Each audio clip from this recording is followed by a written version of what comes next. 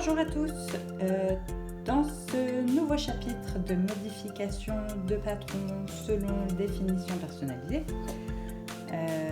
je me base toujours sur le slip basique dont le patron est disponible sur le site Elastic & Co. Ici, je vais vous présenter comment légèrement augmenter la taille de son modèle et conserver une échancrure de manière un petit peu astucieuse. Donc dans un premier temps, il vous faut donc déterminer ce que vous voulez faire.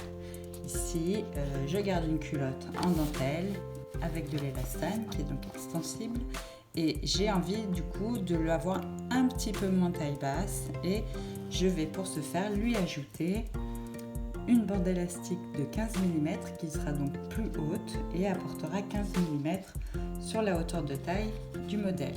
Donc du coup, je vais avoir un côté légèrement plus haut. La cuisse, je vais utiliser un petit picot avec un 5 mm de hauteur qui est au final assez large. Pour la bande taille, je vais quand même la recouvrir et je vais utiliser une maille lavande tout simple. J'avais une petite chute et je trouvais que c'était l'occasion de l'utiliser. Donc je vais recouvrir l'élastique de maille pour ensuite le poser sur mon slip. Pour ce modèle, je vais conserver l'échancrure, mais je vais tricher pour la cuisse. Je ne vais pas retracer complètement en enlevant, en retirant. Je sais que par rapport à ce modèle-là, j'ai un picot qui est nettement plus haut que ce petit picot qui fait 2 mm. Le picot, c'est vraiment la partie qui dépasse. Donc, comme je veux conserver l'échancrure de ma culotte, je vais simplement, pour ce modèle, retirer ma valeur couture. Et du coup, je couperai comme ça et mon tracé réel, en fait, il sera donc du coup à 5 mm. L'incidence sera honnêtement très légère et je ne vais rien apporter en fait en termes de changement. Pour le montage de cette bande élastique, je vais conserver un montage avec une pose et un rabat de la bande élastique, ce qui fait que je vais avoir du coup les 5 mm qui vont être absorbés dans la couture.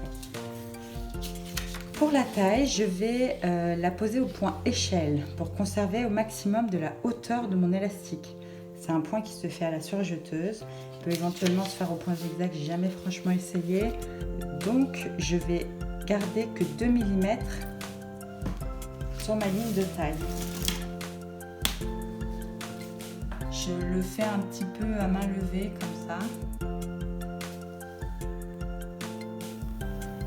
J'estime que ce sera suffisant. Pour le dos et pour le devant, ces 2 mm là vont me permettre de faire la jonction avec mon élastique.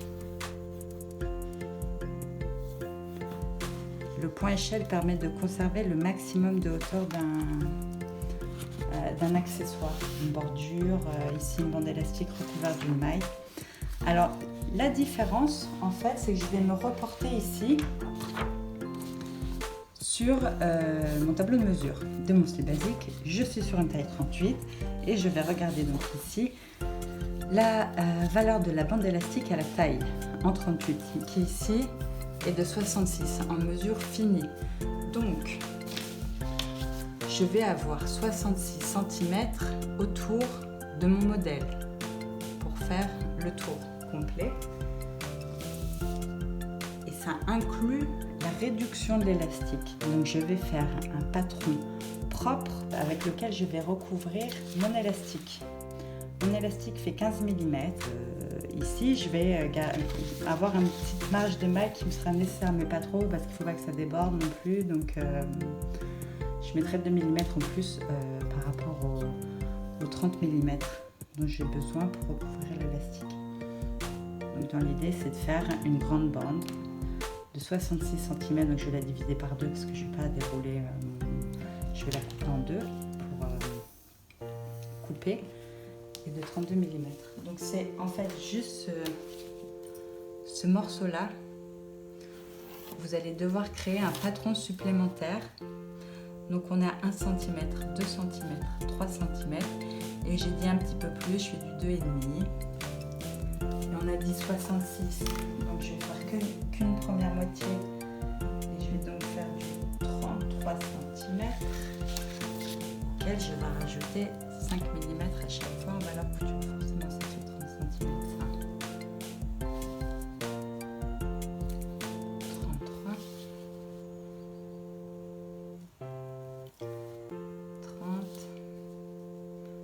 33 33.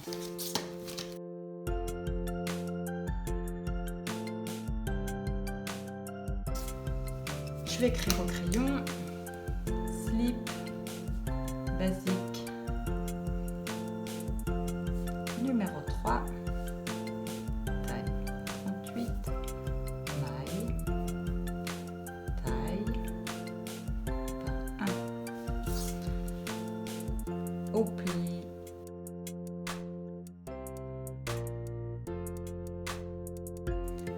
Et là, je vais faire à peu près 5 mm pour le côté et pouvoir joindre mon élastique. Donc on a dit, on enlevait les marges de couture des cuisses et que je gardais 2 mm à la taille pour pouvoir avoir une marge de tissu et assembler mon élastique dessus au point échelle. On coupe.